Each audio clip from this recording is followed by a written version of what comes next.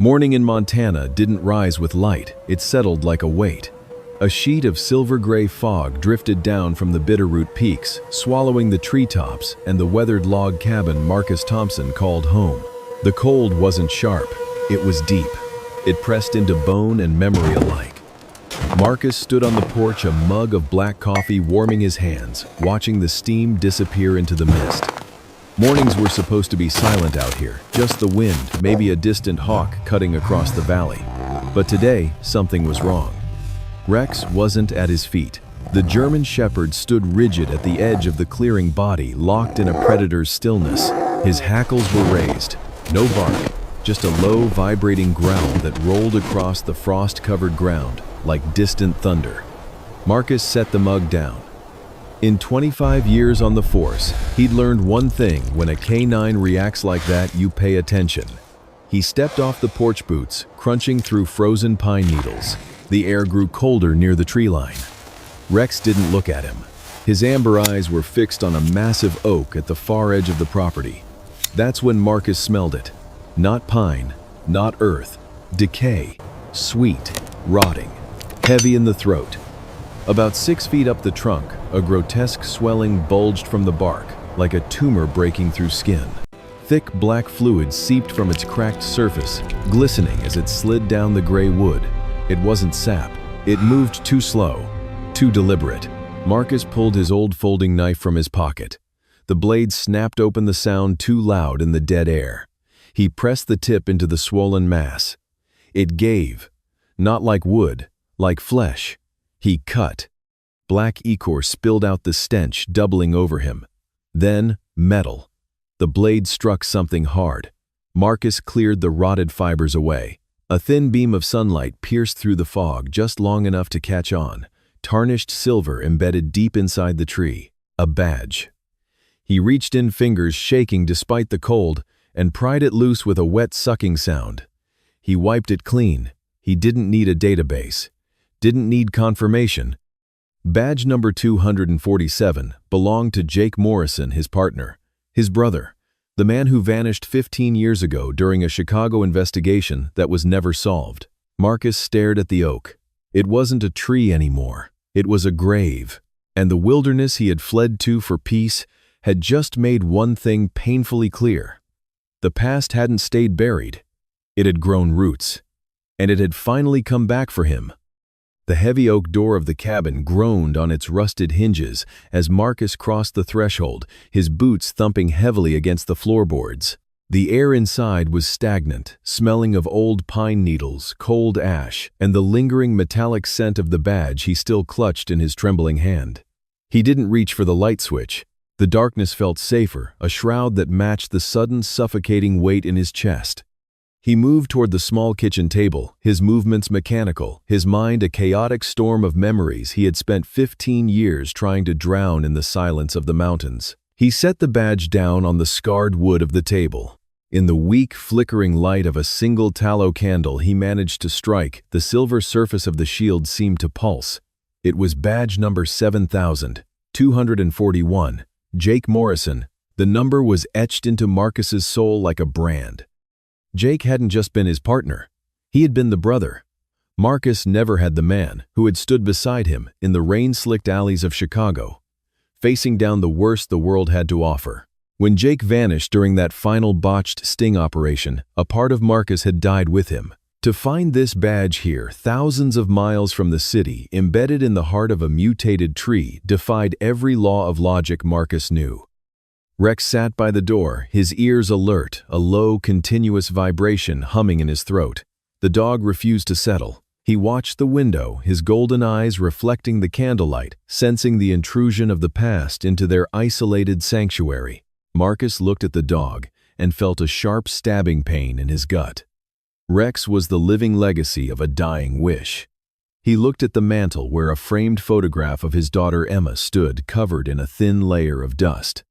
Marcus closed his eyes, and suddenly, he was back in that sterile, white-walled room in Chicago. The smell of antiseptic was overwhelming. Emma, only 10 years old, looked so small beneath the heavy hospital blankets. Her voice had been a mere whisper, a fragile thread of sound. "Promise me, Daddy," she had said, her tiny fingers curling around his calloused hand. "Promise me you won't be alone when I leave. Get a dog. A big one. They never leave you even when things get bad." Marcus had wept then, promising her the world even as it was being taken from him. Rex was that promise kept. But as he looked at the badge on the table, he realized that the peace he had built for himself and the dog was a lie. The world had come to collect its debt. The memory of the tree outside the black weeping bark and the skeletal remains fused into its trunk clawed at his mind. It wasn't just a grave. He realized now, with the clarity of a seasoned investigator, that the tree had been chosen with calculated cruelty. It was a living coffin, a biological eraser designed to consume the evidence of a murder over a decade and a half. The way the wood had curled around the bones suggested the body had been placed there, while the tree was still young and pliable, perhaps even wounded to encourage the sap to seal the cavity. Marcus stood up, his joints protesting. He couldn't just sit here. He grabbed a heavy-duty flashlight and a crowbar from the mudroom. He needed to know everything. He needed to see what else that tree was hiding before the authorities or whoever was responsible came to reclaim it. He stepped back out into the freezing night, Rex trailing close at his heels, the dog's fur standing on end as they approached the clearing again. The flashlight beam cut through the mist, landing on the jagged opening in the trunk. Marcus reached in his hand, brushing against the cold, calcified remains. His stomach churned, but he pushed past the revulsion. Deep within a hollow behind the ribcage, his fingers snagged on something leather. He pulled it out with a sharp tug. It was a small, weather-beaten notebook, its edges frayed and its cover stained with the same black, oily substance that bled from the tree. Back inside the cabin, Marcus wiped the grime from the notebook with a rag. The pages were thin, translucent with age, but the ink had survived. He flipped through the entries, his heart hammering a frantic rhythm against his ribs. It was Jake's handwriting, the hurried, slanted script of a man who was running out of time. The notes detailed a web of corruption that went far beyond the street gangs they had been hunting. It reached into the precinct, into the courthouse, into the very heart of the city's power structure. One name appeared over and over, circled in dark, aggressive strokes: Miller. Marcus felt the blood drain from his face. Miller hadn't stayed in Chicago. He had moved west years ago. He was now the chief of police in Cedar Falls, the very man who oversaw this county. The realization was a physical blow. Jake hadn't vanished because of a mob hit. He had been executed by one of their own. And that person was now the law in this territory. The silence of the cabin was suddenly shattered by a distant sound. It was faint at first, a low-frequency rumble that vibrated through the floorboards. Rex stood up instantly, his teeth bared in a silent snarl. Marcus moved to the window, pulling the heavy curtain back just an inch. Far down the winding logging road, a pair of headlights cut through the fog. Then another, and another. They weren't moving like casual travelers. They were moving with tactical precision, closing the distance with terrifying speed. The blue and red strobes flickered against the undersides of the pine trees, a rhythmic pulsing that felt like a death knell. They were coming for the badge. They were coming for the notebook. Marcus realized with a jolt of adrenaline that his isolation, the very thing he had sought for his protection, had now become his trap. He looked at the notebook, then at the old service pistol he kept locked in a box beneath the floorboards. The ghosts of Chicago had found him in the mountains, and they were no longer content to stay buried. Marcus grabbed his coat and whistled low for Rex. He didn't have much time. The hunters were at the gate, and the man leading them was the one who had turned his partner into a tree. The hunt had begun, but this time Marcus wouldn't be the one running. He looked at the photo of Emma one last time, a grim resolve hardening his features. He had a promise to keep and a debt of blood to settle. The forest was about to become a battlefield. Story. The crunch of gravel under heavy tires echoed through the valley like a slow-motion avalanche. Marcus stood on the weathered porch of his cabin, his fingers curling instinctively around the rough wood of the railing. The morning sun had climbed higher, casting a harsh, unforgiving glare across the clearing, yet the air remained biting, a cold that seemed to seep directly from the granite of the mountains. A white and black patrol SUV pulled into the driveway, its engine idling with a low, predatory hum that set Marcus's teeth on edge. The dust kicked up by the tires hung in the air, swirling like ghosts in the shafts of light. He watched as the door swung open. Deputy Carol Anderson stepped out, her movements fluid, and practiced the epitome of law and order in a lawless wilderness. She adjusted her duty belt, the leather creaking in the silence. Her uniform was pressed to a razor edge, a sharp contrast to Marcus's frayed flannel shirt and the weary lines etched into his face. She didn't approach immediately. Instead, she stood by the car, shielding her eyes and looking toward the dense tree line, where the strange, twisted bark of the new growth stood hidden. Marcus felt a cold sweat prickle his spine. She was looking for something, her gaze far too deliberate for a routine checkup. Carol finally turned her attention to the porch, her face breaking into a wide, practiced smile that didn't reach her eyes. Her eyes were different, sharp, restless, and as cold as the mountain runoff. She began to walk toward him, the rhythmic thud of her boots on the hard-packed earth sounding like a countdown. Beside, Marcus Rex let out a low, vibrating hum from deep within his chest. The dog's hackles were already raised, his golden eyes locked onto the woman approaching their sanctuary. Marcus placed a heavy hand on the dog's head, a silent command for restraint, though his own heart was hammering a frantic rhythm against his ribs. "Good morning, Marcus," Carol called out, her voice carrying an artificial warmth that felt like a slap. "I saw the smoke from your chimney from the main road. Figured I'd swing by and make sure you hadn't accidentally set the whole ridge on fire. You know how the brush gets this time of year, even with the frost."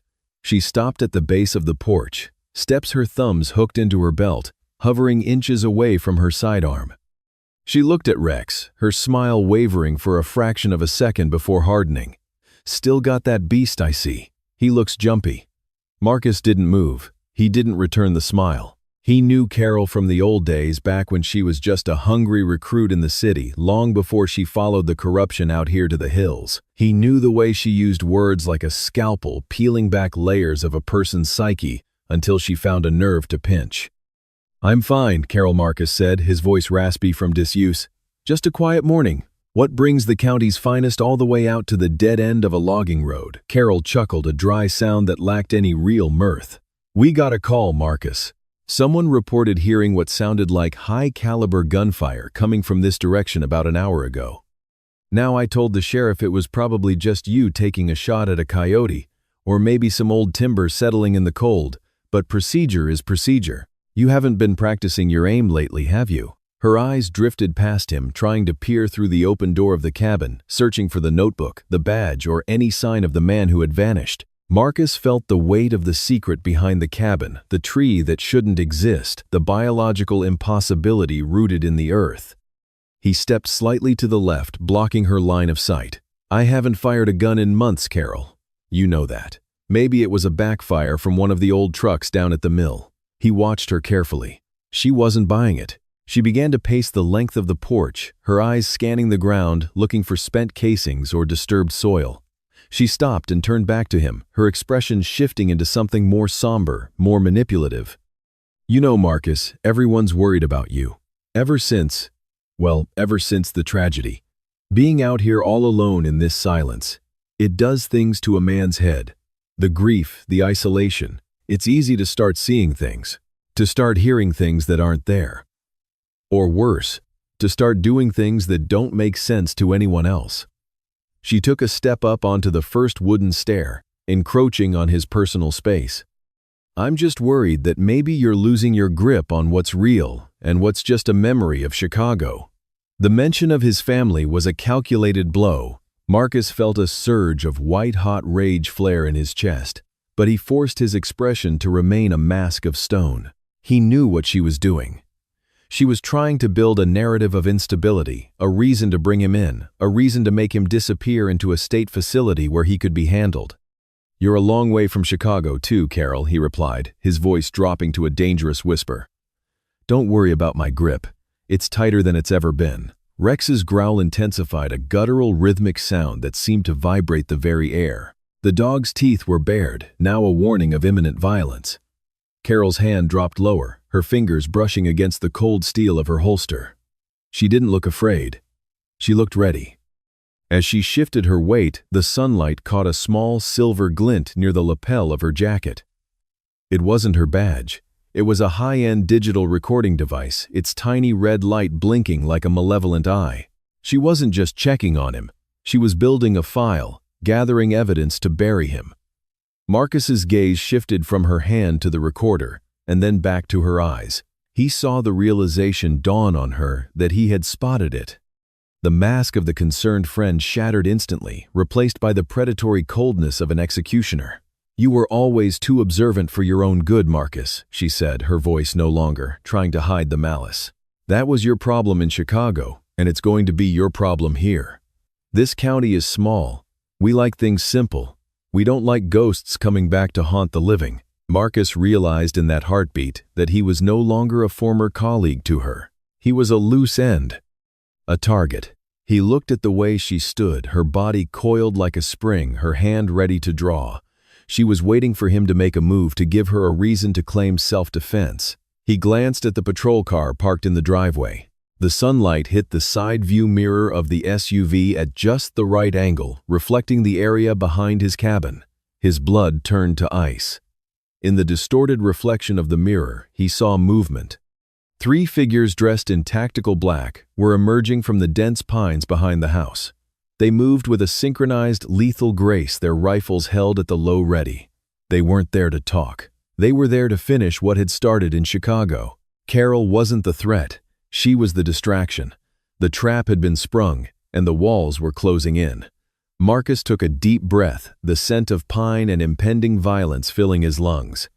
He looked Carol straight in the eye, a grim, terrifying smile touching his lips for the first time.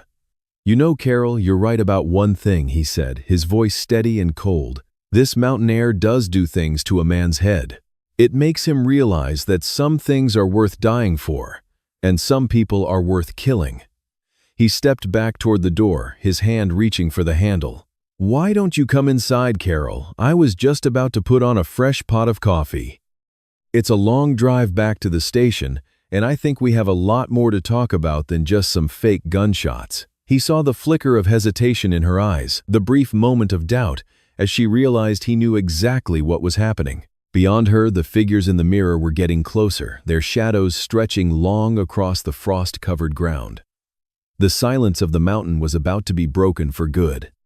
The air inside the cabin had become a stagnant pool of tension, thick with the scent of over-roasted coffee beans and the metallic tang of old gun oil. Marcus stood by the heavy oak table, his fingers grazing the edge of a chipped ceramic mug. Outside, the tactical teams he had seen in the mirror were ghosting through the trees, but the real storm was already inside. The front door, heavy and reinforced against the mountain winters, didn't burst open with violence. Instead, it groaned on its hinges as it was pushed inward with a slow, deliberate authority. Sheriff Robert Williams stepped over the threshold. He didn't look like a hitman or a corrupt official. He looked like the man who had taught Marcus how to track a deer in the snow and how to tell when a witness was lying by the twitch of their eyelid. His tan uniform was pressed the silver star on his chest, catching the dim light filtering through the dust motes. His face, a roadmap of deep-set wrinkles and sun-weathered skin, bore an expression of profound, weary sadness. He didn't reach for his holster immediately. He simply removed his Stetson and placed it on the side table, a gesture of domesticity that felt more threatening than a drawn blade. Robert walked toward the small kitchenette, his boots thumping rhythmically on the floorboards. He poured himself a cup of the bitter coffee Marcus had brewed, the steam rising to cloud his tired eyes. He took a sip, winced at the heat, and then leaned against the counter. For a long moment, the only sound was the wind whistling through the gaps in the log walls and the low rhythmic ticking of the grandfather clock in the corner. Robert looked at Marcus not as an enemy, but as a disappointed father might look at a son who had failed to understand a vital lesson. The sheriff finally spoke, his voice a low rumble that seemed to vibrate in the very foundations of the house. He told Marcus that this county was a fragile ecosystem, a place forgotten by the state and the federal government. He spoke of the poverty that had once gripped the valley, the shuttered shops and the hungry children. Then he spoke of the change. He spoke of the new wing at the regional hospital, the state-of-the-art vocational school, and the paved roads that now connected the isolated farmsteads.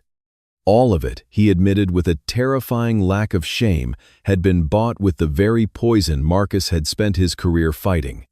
The truth poured out of Robert like a confession at a funeral. The drug shipments passing through the mountain passes weren't just being ignored.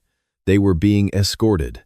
The sheriff's department had become a logistics firm for the cartels, taking a significant cut of every kilo that moved toward the coast. Robert justified it as a tax on the wicked to provide for the innocent. He called it a necessary evil, a way to ensure the survival of their community in a world that didn't care if they lived or died. And then the name came out, Jake Morrison. Robert's voice didn't tremble when he mentioned Jake. He described how Marcus's best friend had stumbled upon a handoff at the old sawmill. Jake hadn't been a man of shades of gray. He was a man of black and white, of right and wrong. He couldn't be bought, and he couldn't be silenced. Robert sighed a sound of genuine regret as he explained that they had given Jake every chance to look the other way. When he refused, the order of the town was threatened. Robert himself had given the order to eliminate the loose end. They had framed it as a botched robbery, a tragedy to be mourned by the very men who had pulled the trigger. Marcus felt a coldness spread through his chest that had nothing to do with the mountain air. The man standing before him was a monster wearing the mask of a mentor. Every memory of their shared history, the long patrols, the holiday dinners, the advice given over campfires felt like it was being dipped in acid. The betrayal was a physical weight, pressing down on Marcus's lungs until it was hard to breathe. He looked at Robert and saw not a protector of the peace, but a vulture who had fattened himself on the corpses of his own people. Robert set the coffee mug down with a sharp clink. The time for nostalgia was over. He stepped away from the counter, his posture straightening the weariness replaced by a cold professional steel. He told Marcus that the evidence he had gathered, the ledgers, the recordings, the names, had to be surrendered. He offered Marcus a choice: hand over the files and leave the state forever with enough money to live in luxury, or stay in this cabin and become another tragic statistic in the history of the high country.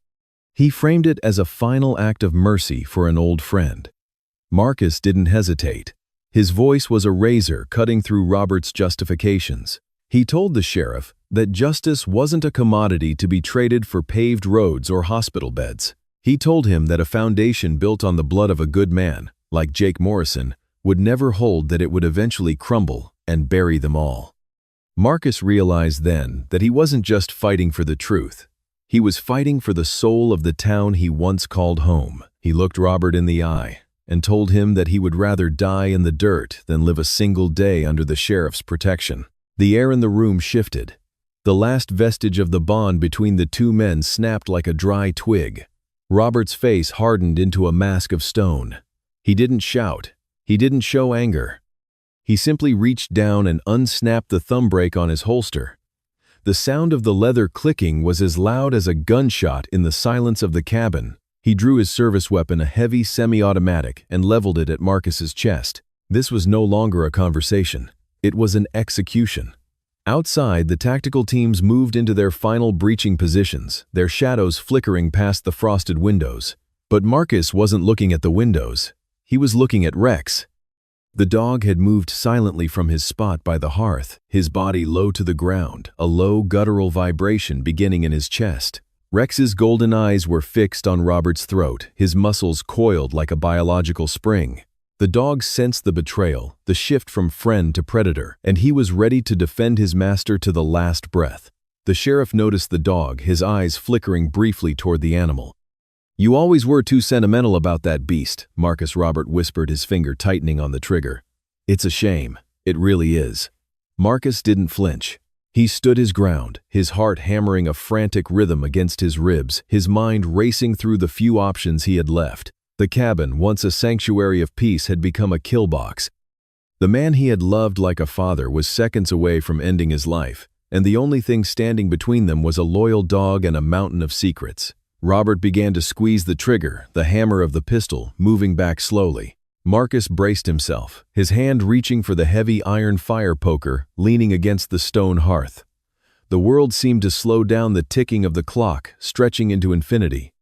The betrayal was complete, the lines were drawn in the dust, and the quiet of the mountain was about to be shattered by the roar of gunfire and the screams of the dying. The legacy of Jake Morrison hung in the balance, a flicker of light in a room rapidly descending into total darkness. A grieving widow arrives at a cabin of death, turning a cold-blooded execution into a double homicide plot where a loyal dog and a hidden service pistol are the only hope for survival. The heavy silence of the cabin was not broken by a gunshot, but by the low, rhythmic thrum of a struggling internal combustion engine. It was a sound Marcus Thorne knew by heart, the rhythmic clatter of an old 1998 Ford F-150. Its muffler rusted through, complaining as it climbed the steep, icy incline toward the clearing. The sound vibrated through the floorboards, momentarily freezing the hand of Sheriff Robert Williams. The hammer of the sheriff's semi-automatic was still cocked, the lethal tension between the two men held in a fragile, agonizing stasis. Robert's eyes flickered toward the frosted window, his jaw tightening. A flash of genuine irritation crossed his face, a crack in his otherwise impenetrable mask of professional indifference. Outside, the headlights of the truck cut through the swirling mountain mist, casting long skeletal shadows of the pine trees across the cabin's exterior. The engine cut out, replaced by the ticking of cooling metal, and the howling of the wind that seemed to mock the impending violence inside. The heavy thud of a car door closing echoed through the woods. Footsteps followed, slow, deliberate, and crunching on the frozen crust of the snow. Marcus felt a cold spike of dread drive through his chest. He knew who it was. Every month, on this exact date, Helen Morrison would come to this cabin. She came to sit by the fireplace where her husband Jake had once laughed. She came to feel close to the man the world said had taken his own life. She was a ghost haunting her own memories, and now she was walking straight into a slaughterhouse. Robert leaned closer to Marcus, the barrel of the gun never wavering from Marcus's heart. He whispered in a voice as cold as the frost on the glass. "It seems your luck just ran out, Marcus, and hers too. I didn't want this to be messy. I wanted you to go quietly, a tragic end to a broken man. But now we have a complication. And complications have to be removed." The cabin door groaned as it was pushed open from the outside. Helen Morrison stood in the threshold, her face framed by a wool scarf, her eyes red-rimmed from the biting cold, and perhaps from tears shed during the long drive. She held a small basket of dried flowers and a thermos, a humble offering for a dead man. She stopped dead when she saw the scene, the sheriff with his weapon drawn, and Marcus standing like a condemned prisoner in the center of the room. The basket slipped from her fingers, the dried petals scattering across the floor like autumn leaves. Robert didn't turn his head, but his voice boomed with a terrifying false authority. "Close the door, Helen. Step inside. You're just in time to witness the final chapter of this tragedy." Helen's voice was a mere whisper, trembling with confusion and fear. "Robert, what are you doing? Why is your gun out? Marcus, what's happening?" Marcus tried to speak, but his throat felt like it was filled with glass. He looked at Helen, seeing the innocence and the pain in her eyes, and a primal protective instinct flared up within him. "Robert, let her go," Marcus said, his voice regaining its strength. "This is between us. She doesn't know anything. She's just a widow looking for peace. You don't have to do this. You've already taken everything from her. Don't take her life too." The sheriff chuckled, a dry, rasping sound that lacked any warmth. "Oh, Marcus, you still don't get it. I'm a professional. I leave no loose ends. If she walks out of here, she talks. If she dies here, it's a tragedy." He turned his gaze slightly toward Helen, his eyes devoid of any human empathy. "Here is how the report will read. Marcus Thorne, consumed by guilt over Jake's death, and suffering from a psychotic break, lured Helen here. He murdered her in a fit of rage, and then turned the gun on himself. A double tragedy. The community will mourn. I might even shed a tear at the funeral." Helen took a step back, her back hitting the doorframe. Her breath came in short, ragged gasps. "You killed Jake," she breathed, the realization finally breaking through the shock. "You didn't just fail to save him, you killed him." Robert sighed as if he were explaining a simple concept to a slow child. "Jake was a good man, Helen. But he was an idealistic fool. He couldn't see the bigger picture. He thought the law was more important than the system. He had to go. And now, you're going to join him." The atmosphere in the room shifted. The air felt heavy, charged with the electricity of a coming storm. Marcus looked at Rex. The dog was no longer growling. He was standing perfectly still, his ears pinned back his body, a coiled spring of muscle and fur. Rex wasn't looking at the sheriff anymore. He was looking at the small, narrow kitchen area to the left, specifically at a heavy oak drawer beneath the counter. Marcus remembered. In that drawer hidden beneath a false bottom he had built years ago lay his old service weapon, a Beretta 92 FS. He had kept it as a relic of a life he thought he had left behind. It was loaded the safety on a final insurance policy he had hoped he would never have to cash in. Rex had watched him clean it 100 times. Rex knew where the teeth of the house were kept. Robert sensed the change in Marcus's posture. "Don't even think about it, Thorne. I can pull this trigger before you can take a single step." He began to adjust his aim, his finger tightening on the trigger, the metal clicking as the internal mechanisms engaged. The sheriff was preparing to fire the first shot, the one that would end Marcus and begin the final cover-up. Suddenly, Rex exploded into motion. He didn't lung at Robert. Instead, he let out a sharp, piercing bark that echoed like a thunderclap in the small space and bolted toward the kitchen.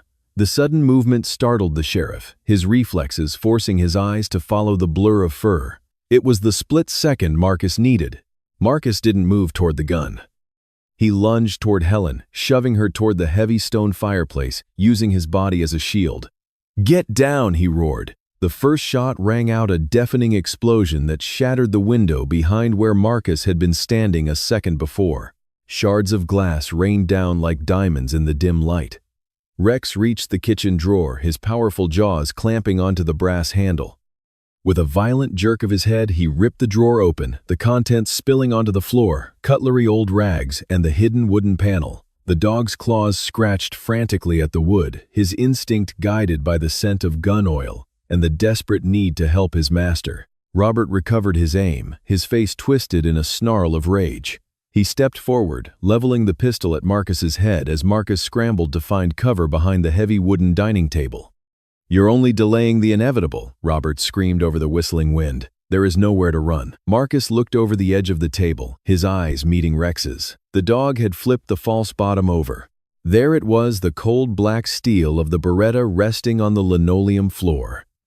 The dog looked at Marcus, a silent communication passing between them, a bond forged in years of shared silence and mountain air. The weapon was 10 feet away.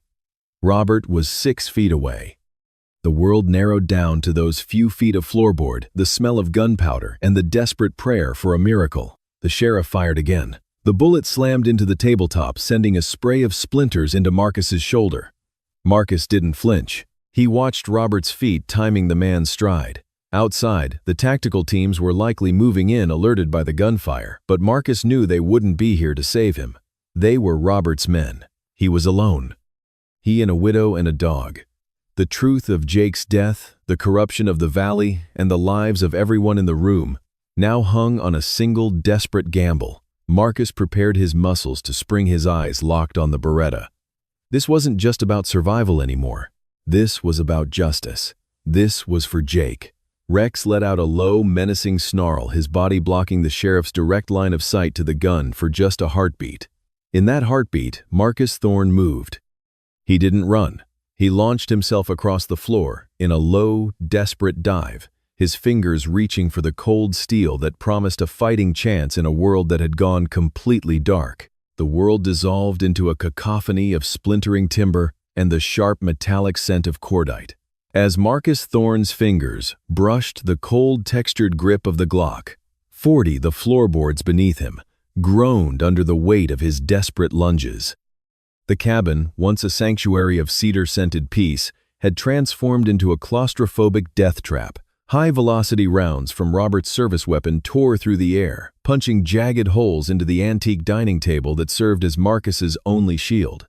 Each impact sent a spray of fine wood dust into the air, shimmering like gold in the dying embers of the fireplace, before being swallowed by the burgeoning haze of gun smoke.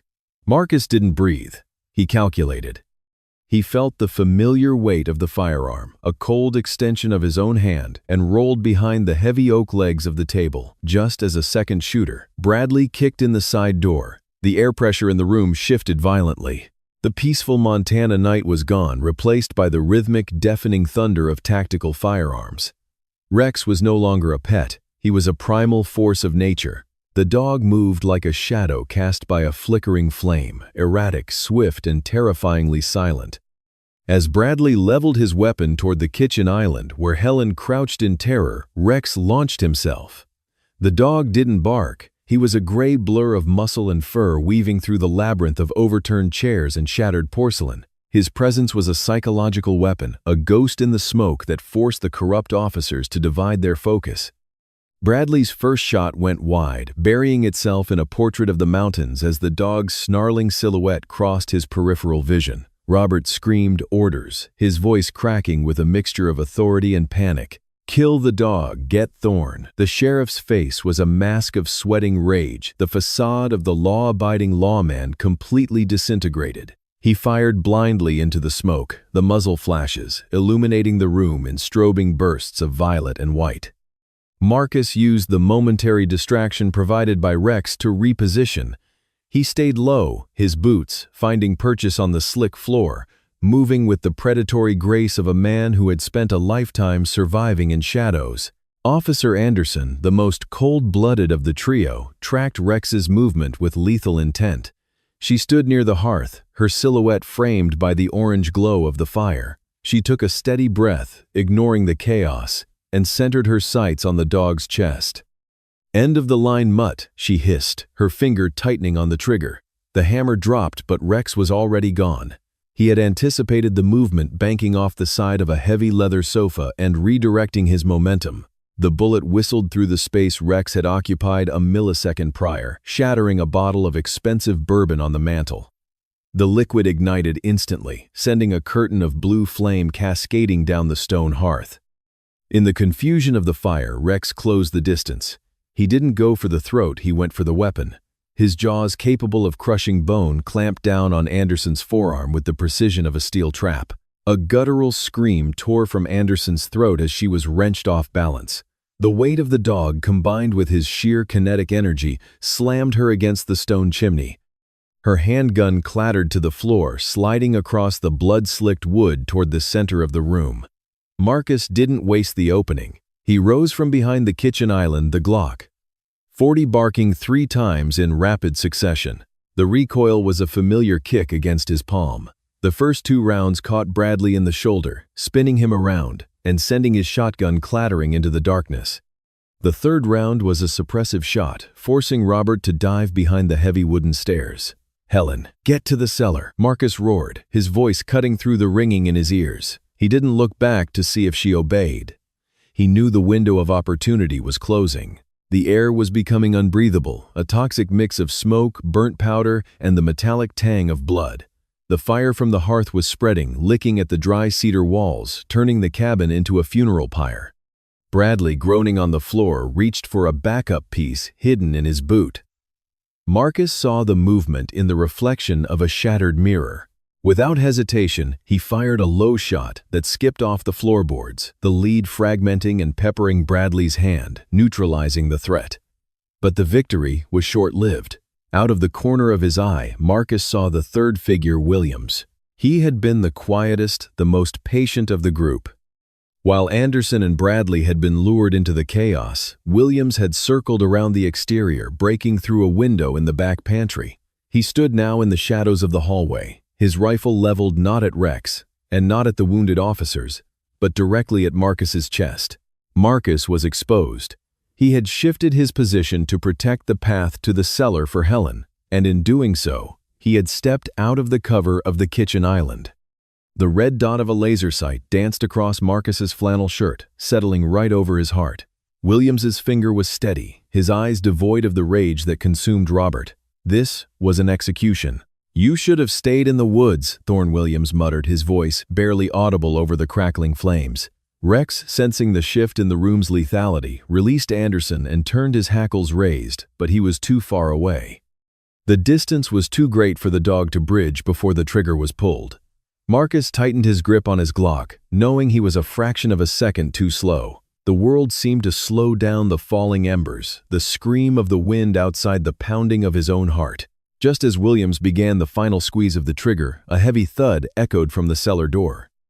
The distraction was minuscule, a mere heartbeat of a sound, but in the dance of blood and fire, a heartbeat was everything. Marcus threw himself to the side, firing blindly toward the hallway, as Williams's rifle barked the heavy-caliber round, passing through the space where Marcus's head had been a moment before. The battle for the cabin had reached its fever pitch, and the line between the hunters and the hunted had been blurred into a smear of crimson and flame. Story. The interior of the cabin had become a cathedral of fire and splintered wood. Thick, acrid smoke curled against the rafters, weaving through the jagged shafts of moonlight that pierced the bullet-riddled walls. The air was a heavy slurry of sulfur, the metallic tang of fresh blood, and the scorched scent of ancient cedar. Time did not merely slow down. It fractured each millisecond, expanding into a vast, agonizing eternity. Marcus Thorne stood paralyzed in the center of the kitchen, his lungs burning with the intake of heated ash. Across the room, framed by the dancing shadows of the hallway, Williams was a silhouette of cold, mechanical precision. His rifle was no longer a tool but an extension of his lethal intent. The barrel was leveled with terrifying certainty at Marcus's skull, the dark eye of the muzzle promising an end to everything. Williams's finger tightened against the trigger. It was a slow, deliberate motion, the kind practiced 1,000 times on firing ranges and in the dark corners of forgotten wars. There was no hesitation in his eyes, only the vacant stare of a man who had long ago traded his soul for a paycheck. The hammer dropped. The firing pin struck the primer with a sharp mechanical snap that seemed to echo louder than the roaring flames. Inside the chamber, the powder ignited a violent chemical reaction that propelled the copper-jacketed lead forward. The bullet tore through the air, creating a vacuum of sound, a lethal messenger of death aimed directly at the space between Marcus's eyes. Marcus watched the muzzle flash. It was a beautiful, terrifying bloom of orange and white, a star born and died in a fraction of a heartbeat. He felt the cold realization wash over him like ice water. He was too slow. His own weapon felt like a lead weight in his hand, a useless piece of iron against the inevitability of the incoming round. He thought of Helen hidden beneath the floorboards and the life he had tried to build in the silence of the woods. He braced for the impact, the sudden darkness that would claim him. But the darkness did not come for Marcus. Instead, a streak of gold and shadow erupted from the periphery of his vision. Rex, the great guardian of the ridge, did not hesitate. He did not calculate the trajectory or weigh the cost of his intervention. Driven by an ancient, unspoken oath and a love that transcended the boundaries of species, the dog launched himself from the floorboards. His powerful hind legs propelled him into the air, his body stretching out like a tawny arrow. He intercepted the path of the bullet with the grace of a predator and the heart of a martyr. The sound of the impact was sickening, a dull, wet thud that cut through the roar of the fire. The high-caliber round designed to shatter bone and pierce steel buried itself deep into Rex's chest. The force of the kinetic energy knocked the massive dog backward, his body twisting in midair. A spray of crimson droplets painted the air shimmering like rubies in the firelight before falling to the soot-stained floor. Rex did not whimper. He did not cry out. He simply fell a fallen king descending from his throne. Marcus moved without thinking his legs, finding strength he didn't know he had left. He dropped his gun, the metal clattering uselessly on the floor, and lunged forward to catch the heavy, warm weight of his companion. He hit the floor on his knees, his arms wrapping around Rex's fur, pulling the dog into his lap. The heat of the cabin seemed to vanish, replaced by the terrifying warmth of the blood soaking into Marcus's shirt. Rex's breathing was shallow and ragged, a wet whistling sound that tore at Marcus's heart more than any bullet ever could. The world outside the circle of Marcus and Rex ceased to exist. Williams was still there, perhaps reloading, perhaps stunned by the display of devotion, but Marcus didn't care. He cradled Rex's head in his hands, his fingers trembling as they stroked the dog's velvet ears.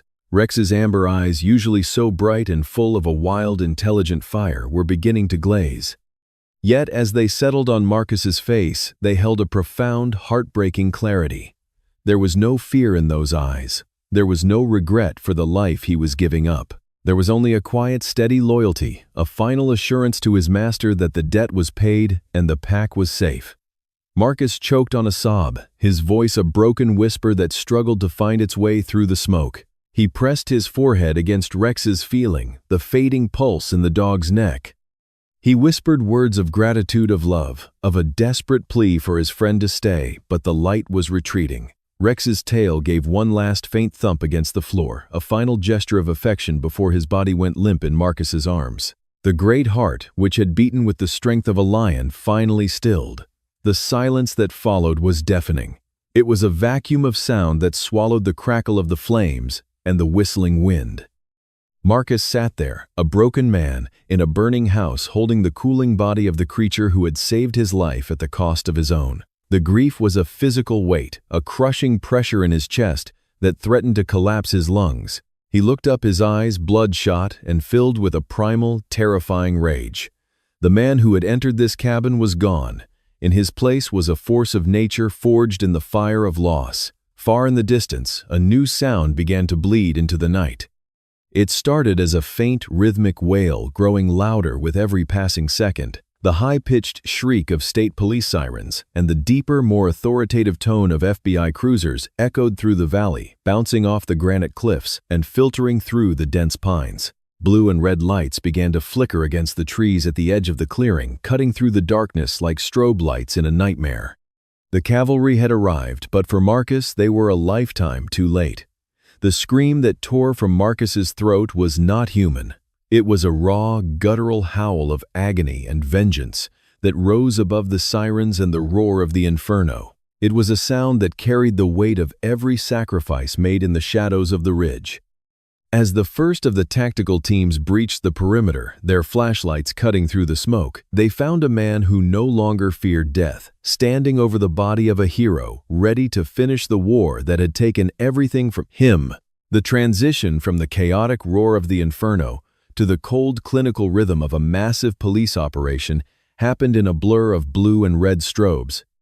The morning air was biting a frost-laden wind that carried the acrid scent of burnt timber and the metallic tang of spent ammunition. The clearing around the ruined cabin was no longer a private battlefield.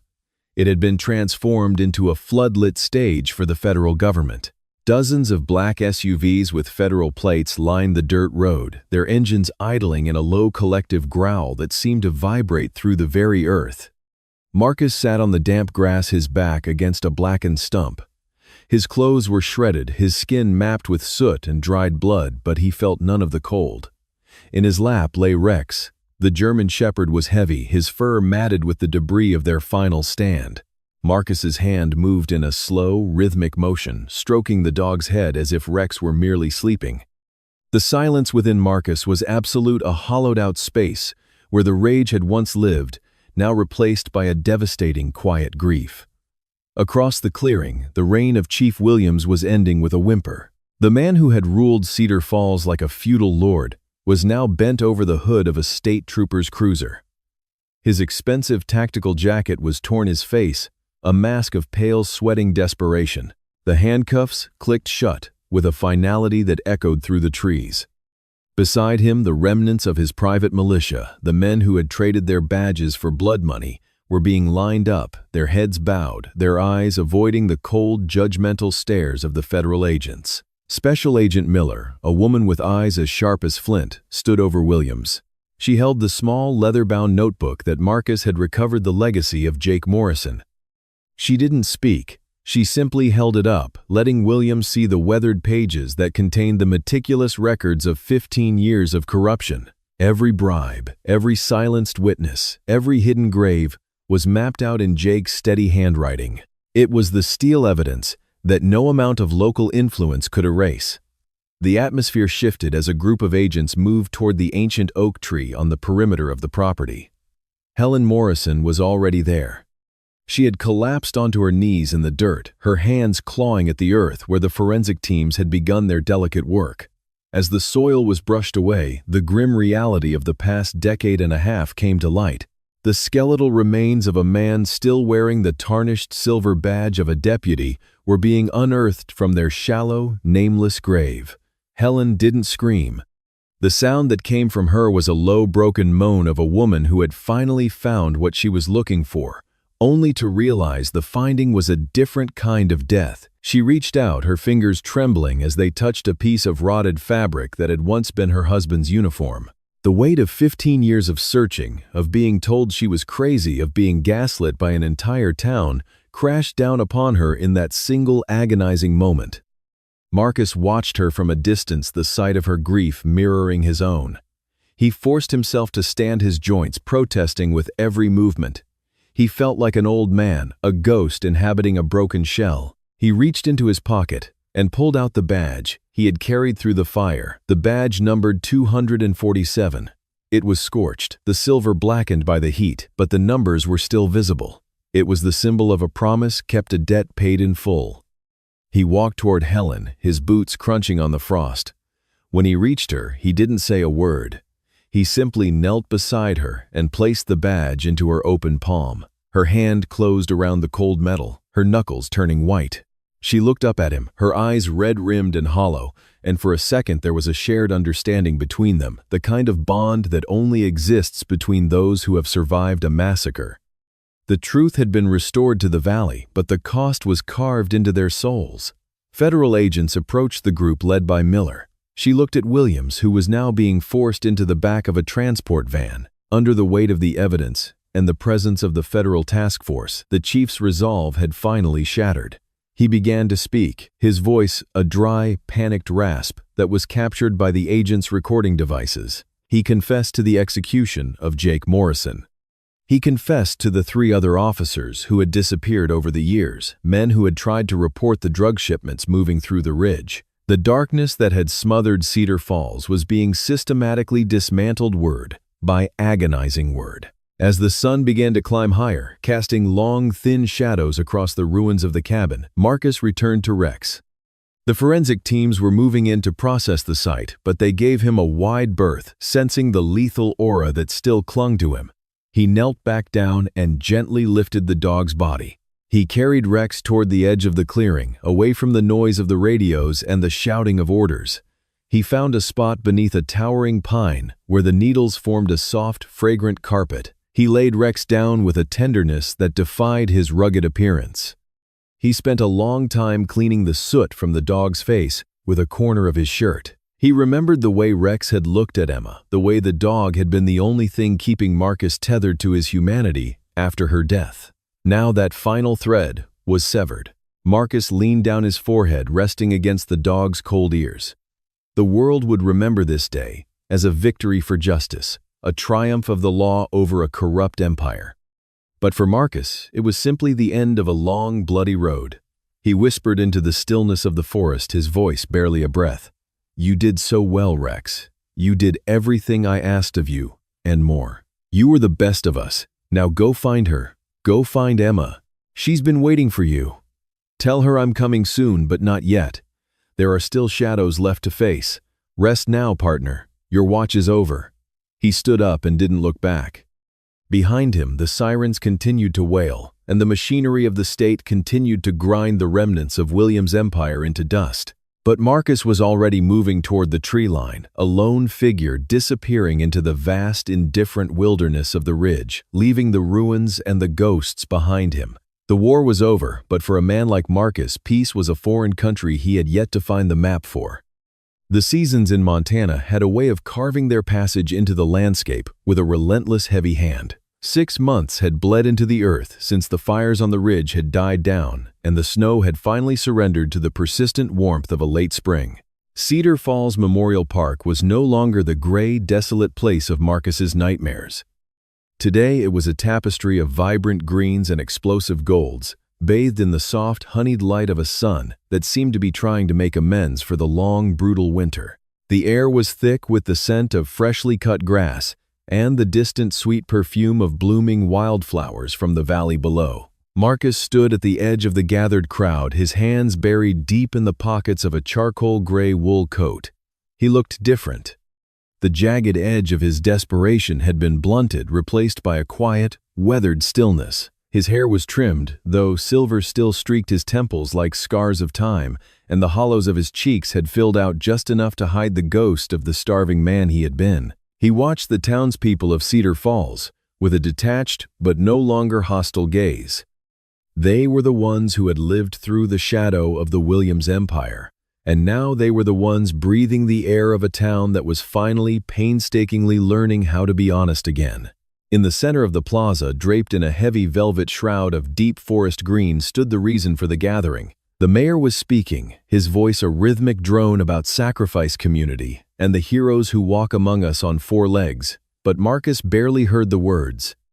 His eyes were fixed on the shape beneath the cloth. He remembered the weight of Rex's head against his knee, the rhythmic thump of a tail against a wooden floor, and the way the dog's breath had been the only warmth in a cold, dying world. The silence between Marcus and the world was no longer a wall. It was a bridge he was slowly, cautiously beginning to cross.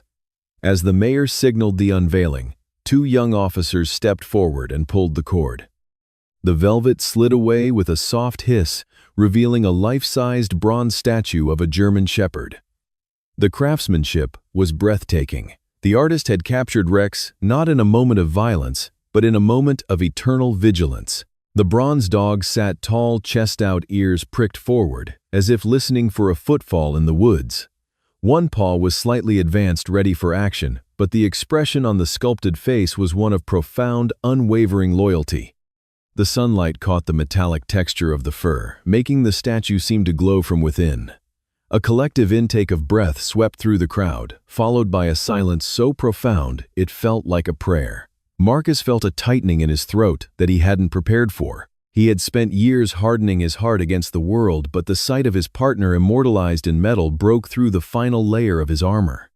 He didn't cry, but his grip tightened in his pockets until his knuckles turned white. This was the legacy of the Ridge. This was the proof that the darkness hadn't won. Beside the statue, a small plaque gleamed in the light. It didn't mention the blood spilled or the secrets uncovered. It simply read, Rex, the guardian of Cedar Falls. Beneath this stone lies a loyalty that defied the dark. Below the inscription sat the logo of the Rex Thompson Foundation. It was the project that had kept Marcus from disappearing back into the wilderness. In the months following the trial, Marcus had poured his shares of the settlement and his own meager savings into an organization dedicated to two things: the elite training of canine units for small-town police forces and the investigation of cold cases involving the wrongfully accused. He was no longer a hunter of men. He was a builder of shields. The ceremony began to dissolve into smaller groups of people talking and laughing. Marcus remained where he was, a solitary pillar in the shifting tide of the crowd. He felt a presence approaching from his right and turned his head slightly. Helen Morrison was walking toward him, her face brighter than he had ever seen it. She had been the one to help him navigate the legal labyrinths after the fall of the Williams family, and she had become the unofficial director of the foundation. She wasn't alone. In her arms, she held a bundle of fur that was squirming with an intensity that seemed to defy the laws of physics. Helen stopped a few feet away, a knowing smile playing on her lips. She didn't say a word at first, simply adjusting her hold on the creature in her arms. It was a German Shepherd puppy no more than 10 weeks old. His coat was a rich, dark sable, and his paws were far too large for his tiny frame, promising a massive stature in the years to come. The puppy let out a sharp, high-pitched yip and lunged toward Marcus, his tongue lolling out in an expression of pure, unadulterated joy. Marcus froze. He looked from the puppy to Helen, his voice raspy from disuse. "Is this who I think it is?" Helen nodded, her eyes shimmering with a mix of sadness and hope. "He came from a lineage in the valley, Marcus, a line of working dogs known for their intelligence and their heart. I saw him 2 weeks ago, and I couldn't leave him there. He has a name if you're interested." Marcus reached out a trembling hand, letting the puppy sniff his fingers. The small dog didn't hesitate. He licked Marcus's palm with a frantic, wet warmth. "What is it?" Marcus asked quietly. Helen stepped closer and handed the puppy over. "His name is Junior." The moment the puppy's weight settled into Marcus's arms, something shifted in the air. Junior wasn't Rex, and he never would be. He was a different soul, a new fire. But as the puppy looked up at him, Marcus saw a spark in those dark, intelligent eyes that felt hauntingly familiar. It was a spark of recognition, a primal bond that bypassed logic and went straight to the bone. Junior let out a small, contented huff and tucked his head under Marcus's chin, his tiny heart beating a rapid, steady rhythm against Marcus's chest. Marcus looked back at the bronze statue of Rex. In the shifting light, it almost seemed as if the statue gave a slight approving nod. The debt had been paid. The watch had been handed over. Marcus realized then that the legacy of loyalty wasn't found in statues or plaques, but in the continuation of the spirit. Love didn't end with a heartbeat.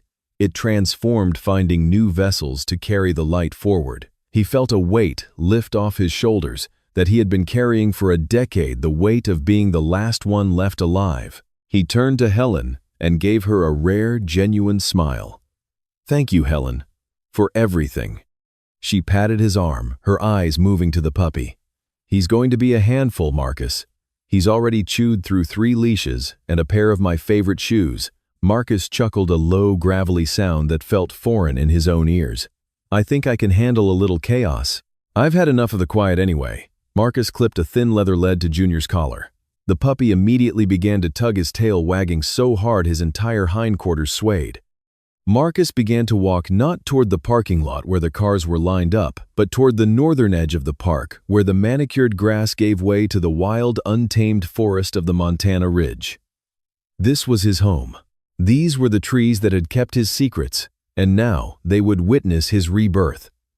As they reached the tree line, Junior stopped and looked back at the statue one last time. He let out a single, clear bark that echoed through the valley, a greeting and a promise all at once. Marcus reached down and ruffled the puppy's soft ears. "Come on, kid. We've got a lot of work to do. There are still shadows out there, and someone has to keep the light burning." The man and the dog disappeared into the shadows of the pines, the golden sunlight filtering through the canopy in long, ethereal shafts.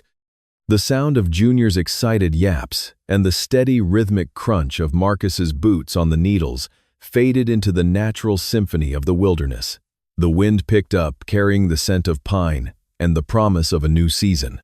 The war was over, the ghosts were at rest, and for the first time in a very long time, Marcus Thompson wasn't walking away from something. He was walking toward it.